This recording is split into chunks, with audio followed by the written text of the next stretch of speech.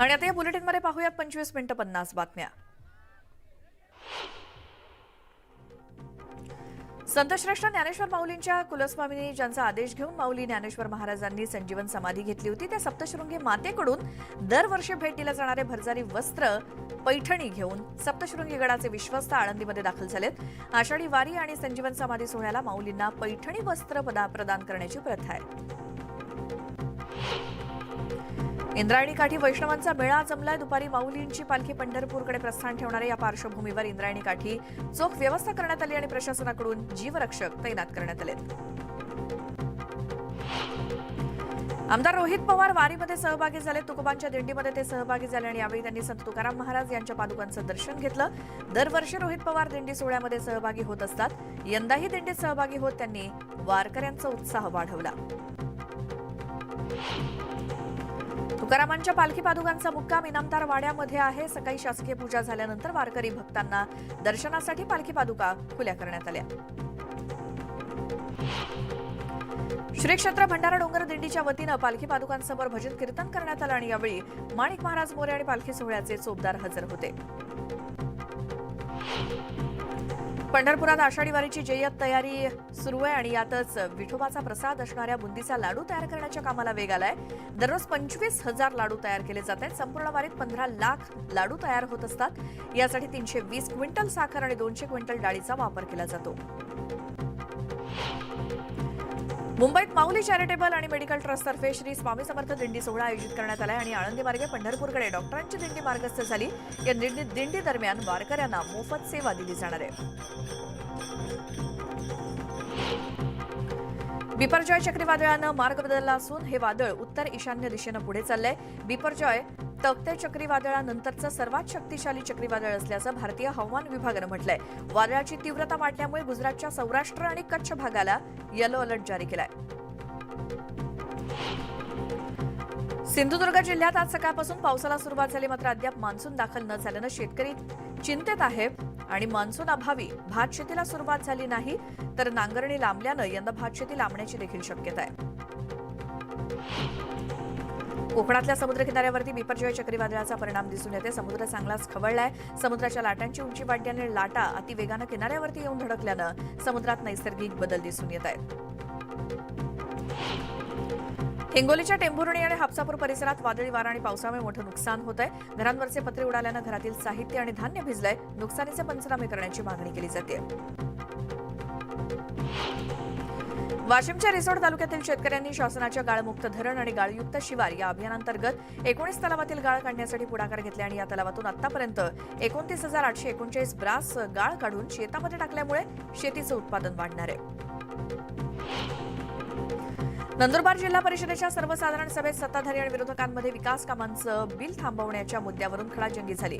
बिलांचा धनादेश काढूनही तो अदा केला जात नसल्यामुळे विरोधी गटातील सदस्यांनी नाराजी व्यक्त केली. तर या कामांबाबत तक्रारी असल्यामुळे चौकशी करूनच बिल अदा करू असं अध्यक्षांनी सांगितलंय.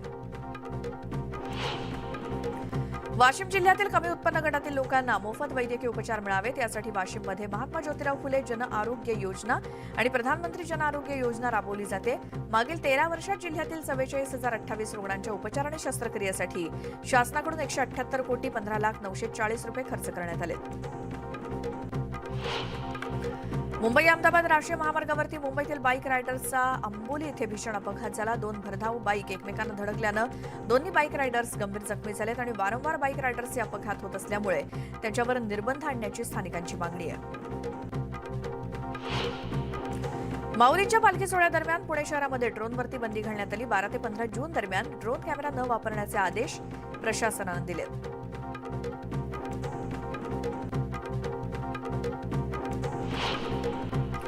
अमरावतीच्या वलगावमध्ये आक्षेपार्ह पोस्ट टाकल्याप्रकरणी 2 गटामध्ये तुफान राडा झाला.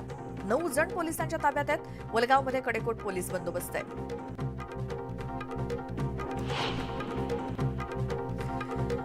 अहमदनगर आणि छत्रपती संभाजीनगर तसंच कोल्हापूरमध्ये अफजल खानाच्या मुद्द्यावरून वाद पेटलेला असताना नवी मुंबईमध्ये एका मुस्लिम तरुणानं आपल्या व्हॉट्सअप स्टेटसवरती अफजल खानाचा फोटो शेअर केल्याची घटना घडली. या प्रकरणी मध्यरात्री हिंदू संघटनांनी वाशी पोलीस ठाण्यात तक्रार केल्यानंतर संबंधित तरुणाला ताब्यात घेऊन गुन्हा दाखल झालाय.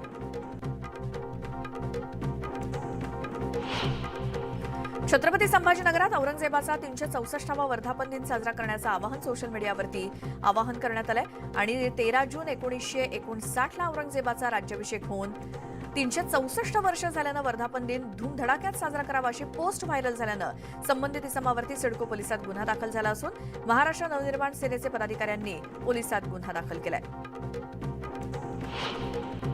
अहमदनगर शहरातील फकीरवाडा भागात दर्ग्याच्या संदलचा कार्यक्रमात मुलांनी डीजे लावला होता.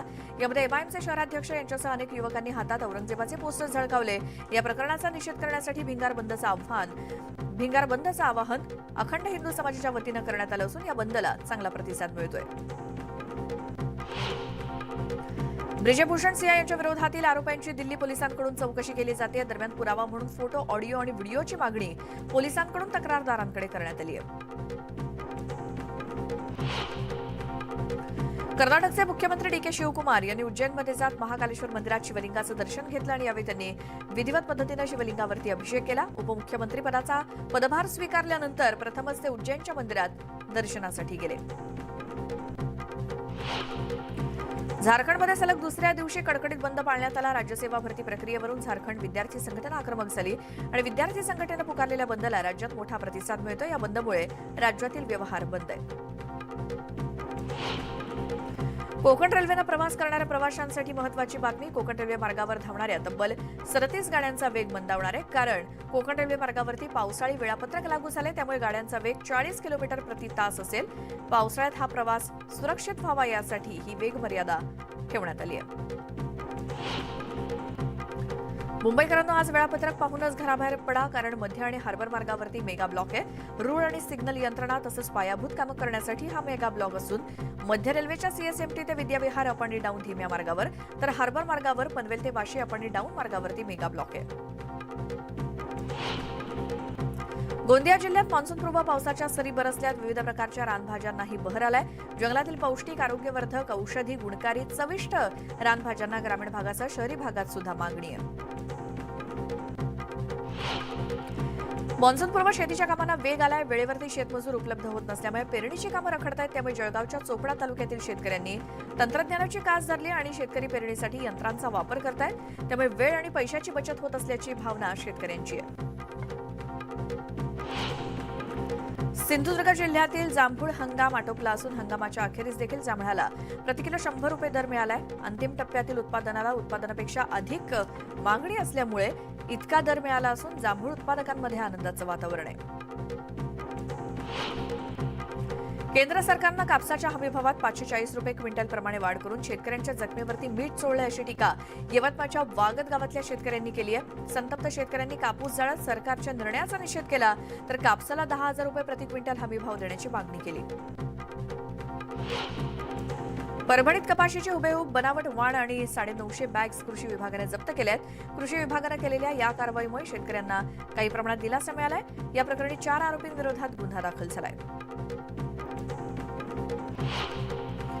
सांगलीच्या कोयना धरणात सध्या केवळ 12.63 टीएमसी म्हणजे 12% पाणीसाठा शिल्लक आहे. त्यामुळे धरण प्रशासनानं विसर्ग कमी केल्यामुळे कृष्णा नदीच्या पात्रातील पाणी कमी होणार आहे. त्यामुळे सांगलीत पाणी टंचाईची शक्यता आहे.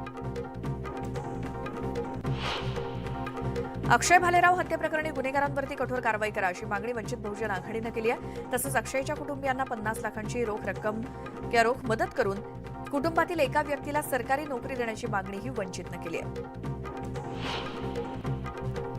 अमरावतीत वलगावात एकानं आक्षेपार्ह पोस्ट टाकल्यानं 2 गटात तणाव निर्माण झाला. या प्रकरणी पोलिसांनी 8 जणांना ताब्यात घेतलंय. वलगावमध्ये पोलिसांसह एसआरपी आणि दंगा नियंत्रक पथक तैनात आहे. पालघरमध्ये जिल्हा परिषद शाळांची दुरवस्था झाली आहे. शेकडो शाळांच्या इमारती जीर्ण झाल्या, त्यामुळे विद्यार्थ्यांना जीव मुठीत धरून शिक्षण घ्यावं लागतंय. अमित शहांनी केलेल्या टीकेला विरोधी पक्षनेते अंबादास दानवेंनी उत्तर दिले आणि उद्धव ठाकरे खरं बोलतात आणि अमित शहा खोटं बोलतात. ज्यांनी हिंदुत्वासाठी लाळघोटेपणा केला त्यांनी आम्हाला शिकवू नये असं दानवे म्हणालेत. आणि भाजप नेहमी औरंगजेब आणि पाकिस्तानवरती बोलतात, चीनवरती का बोलत नाही असा सवाल दानवेंनी विचारला. भाजप आणि शिंदे गटातील मतभेद आता चव्हाट्यावरती येऊ लागले, तसा खोचकला राष्ट्रवादीचे नेते एकनाथ खडसेंनी लगावलाय. श्रीकांत शिंदेंनी खासदारकीचा राजीनामा देण्याची तयारी दाखवली, म्हणजे मुख्यमंत्र्यांच्या घरापासून वादाला सुरुवात झाली अशी टीका देखील खडसेंनी केली. केंद्रीय मंत्री नितीन गडकरी यांची बुलढाण्यातील खामगावात सभा होणार आहे. राष्ट्रीय महामार्ग क्रमांक 6च्या नांदुरा बाळापूर टप्प्याचं देखील लोकार्पण गडकरींच्या हस्ते होणार आहे. आगामी निवडणुकांच्या पार्श्वभूमीवर गडकरी सभेत काय बोलणार याकडे अनेकांचं लक्ष लागलंय. वडिलांच्या मित्रानंच 7 वर्षीय चिमुकलीवरती अत्याचार केल्याची संतापजनक घटना छत्रपती संभाजीनगरच्या सिल्लोडमध्ये घडली आहे. चिमुकलीला 50 रुपयांचा आमिष दाखवून तिच्यावरती अत्याचार करण्यात आले आणि या प्रकरणी आरोपी शेख मुनवर याला पोलिसांनी अटक केली आहे.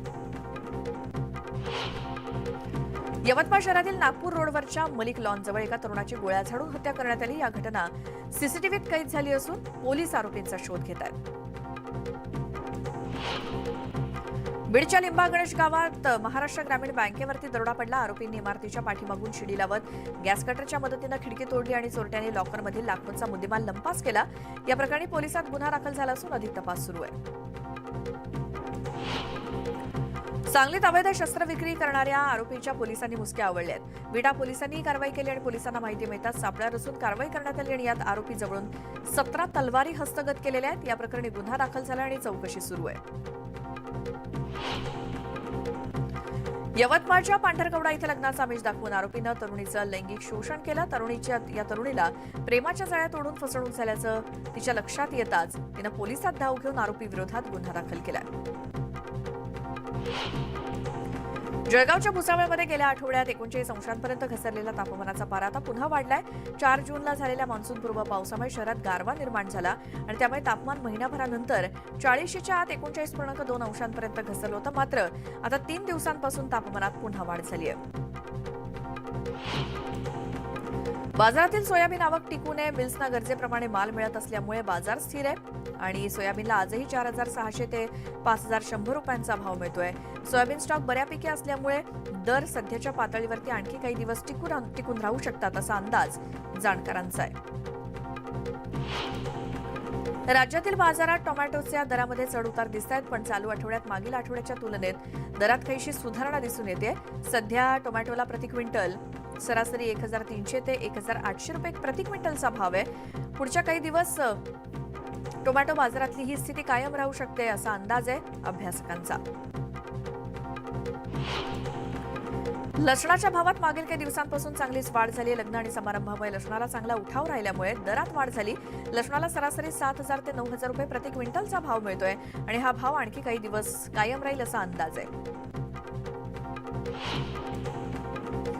देशातील बाजारात सध्या तुरीचे भाव तेजीतच आहेत आणि तुरीला सरासरी 9,500 ते 10,500 रुपयांचा भाव मिळतोय.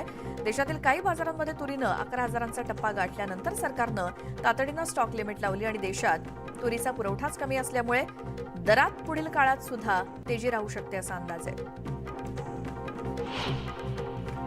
देशातील बाजारात कापूस दरातील नरमाई कायम आहे आणि अनेक बाजारामध्ये सरासरी भाव पातळी आता 7,000च्या वरती पोहोचली आहे.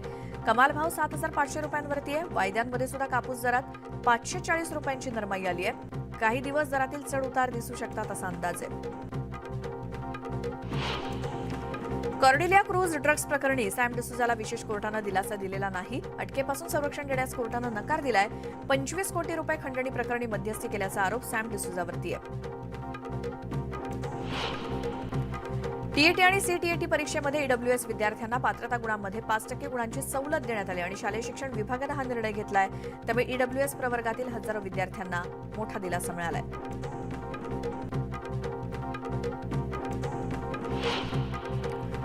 इथे एक छोटासा ब्रेक घेऊन लगेच परत येऊयात. पाहत राहा न्यूज 18 लोकमत.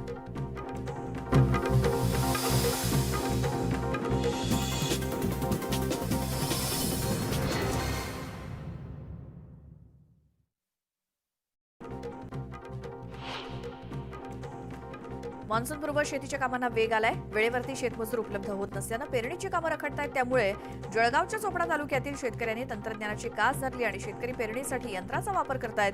त्यामुळे वेळ आणि पैशाची बचत होत असल्याची भावना शेतकऱ्यांकडून व्यक्त केली जाते. सिंधुदुर्ग जिल्ह्यातील जांभूळ हंगाम आटोपला असून हंगामाच्या अखेरीस देखील जांभळाला प्रति किलो 100 रुपयांचा दर मिळतोय. अंतिम टप्प्यातील उत्पादनाला उत्पादनापेक्षा अधिक मागणी असल्यामुळे इतका दर मिळाला असून जांभूळ उत्पादकांमध्ये आनंदाचं वातावरण आहे. केंद्र सरकारनं कापसाच्या हमीभावात 540 रुपये क्विंटल प्रमाणे वाढ करून शेतकऱ्यांच्या जखमेवरती मीठ चोळलंय अशी टीका यवतमाळच्या वागत गावातील शेतकऱ्यांनी केली आहे. संतप्त शेतकऱ्यांनी कापूस जाळत स्मारकाच्या निर्णयाचा निषेध केलाय. सरकारच्या निर्णयाचा निषेध केलाय. तसंच कापसाला 10,000 रुपये प्रति क्विंटल हमीभाव देण्याची मागणी सुद्धा केली आहे. परभणीमध्ये कपाशीची हुबेहूब बनावट वाण आणि 950 बॅग्स कृषी विभागानं जप्त केल्यात. कृषी विभागानं केलेल्या या कारवाईमुळे शेतकऱ्यांना काही प्रमाणात दिलासा मिळाला आणि या प्रकरणी 4 आरोपींविरोधात गुन्हा दाखल झालाय. कोयना धरणामध्ये सध्या केवळ 12.63 टीएमसी म्हणजेच 12%च पाणीसाठा शिल्लक आहे. त्यामुळे धरण प्रशासनानं विसर्ग कमी केल्यामुळे कृष्णा नदीच्या पात्रातील पाणी कमी होणार आहे. त्यामुळे सांगलीत पाणी टंचाईची शक्यता आहे. अक्षय भालेराव हत्येप्रकरणी गुन्हेगारांवरती कठोर कारवाई करा अशी मागणी वंचित बहुजन आघाडीनं केली आहे. तसंच अक्षयच्या कुटुंबियांना 50 लाखांची रोख मदत करून कुटुंबातील एका व्यक्तीला सरकारी नोकरी देण्याची मागणी सुद्धा वंचितनं केली आहे. अमरावतीमध्ये वलगावात एकानं आक्षेपार्ह पोस्ट टाकल्यानं 2 गटात तणाव निर्माण झाला. या प्रकरणी पोलिसांनी 8 जणांना ताब्यात घेतलंय.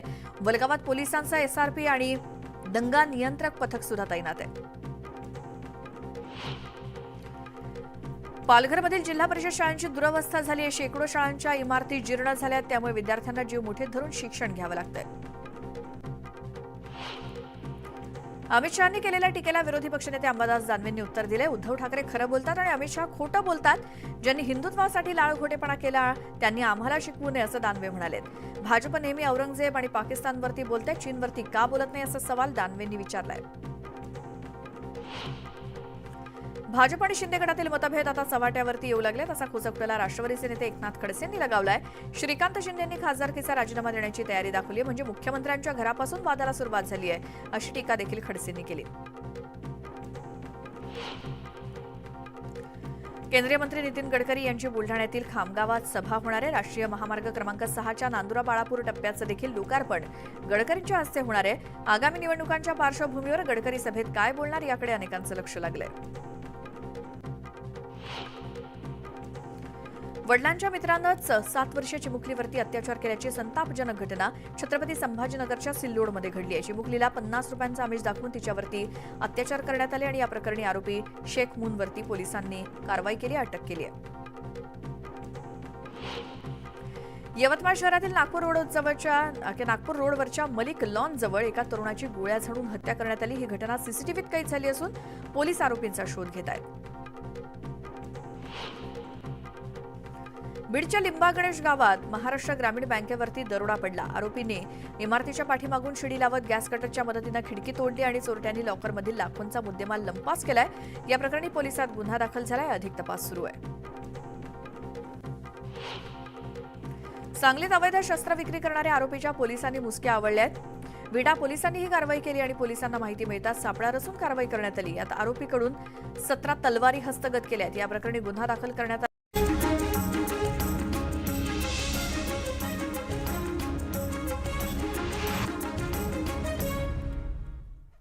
ब्रेकनंतर तुमचं स्वागत आणि पुढची बातमी पाहूयात. भारतातील जपानचे राजदूत हिरोशी सुझुकी हे नेहमीच चर्चेत असतात आणि काही दिवसांपूर्वी ते वाराणसी येथे पाणीपुरीचा आस्वाद घेताना दिसले होते.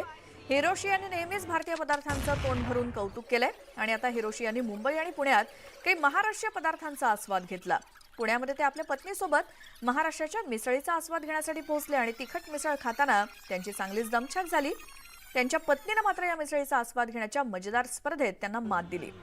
सोशल मीडियावरती त्यांचा हा व्हिडिओ चांगलाच व्हायरल होतोय आणि त्यांचा हा व्हिडिओ पंतप्रधान मोदींनी सुद्धा रिट्वीट केलाय. मोदींनी म्हटलंय, ही अशी स्पर्धा आहे ज्यामध्ये पराभूत झाल्याचं नक्कीच तुम्हाला दुःख झालं नसेल. ज्या अभिनव आणि अत्यंत औत्सुक्यानं तुम्ही भारतीय पदार्थांचा आस्वाद घेता ते कौतुकास्पद आहेत. अशाच प्रकारचे अधिकाधिक व्हिडिओ तुम्ही करत राहा. हीच शुभेच्छा अशी प्रतिक्रिया पंतप्रधान मोदींनी यावरती दिली आहे. इथे आणखी एक छोटासा ब्रेक घेऊन लगेच परत येऊयात इतर घडामोडी पाहण्यासाठी. तुम्ही मात्र पाहत राहा न्यूज 18 लोकमत.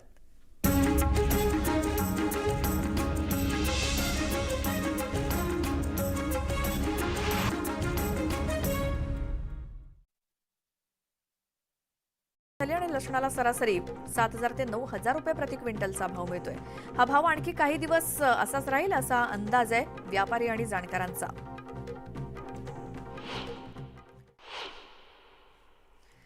आषाढी एकादशी निमित्तानं आळंदीहून संतश्रेष्ठ ज्ञानेश्वर माऊलींच्या पालखी प्रस्थान सोहळ्याचं आणि त्यानिमित्तानं आज पारंपरिक पद्धतीनं पूजा अर्चा केली जाते. सकाळी मंदिरात माऊलींच्या पादुकांवरती दुग्धाभिषेक करण्यात आला आणि दर्शनासाठी भाविकांनी मोठी गर्दी केली आहे.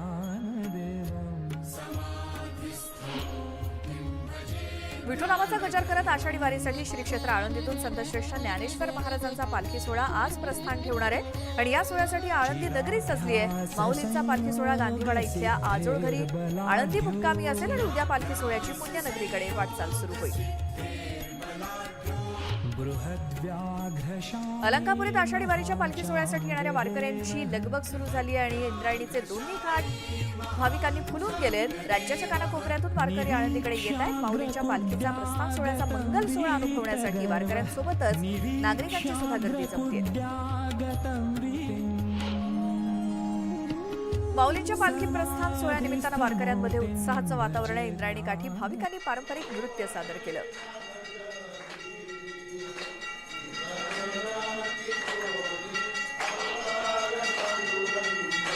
आळंदीत घाटावर जमलेल्या भाविकांनी फुगडी खेळण्याचा आनंद लुटला. पालखी सोहळ्यानिमित्तानं ज्ञानबा तुकाराम आणि विठुरायाच्या जयघोषात संपूर्ण घाटावरती लगबग सुरू आहे.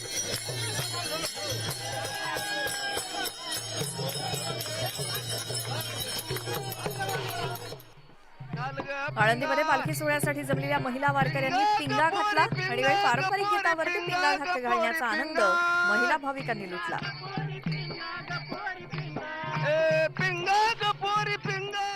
गोंदिया जिल्ह्यामध्ये मान्सूनपूर्व पावसाच्या सरी बरसल्यात. विविध प्रकारच्या रानभाज्यांना बहर आलाय.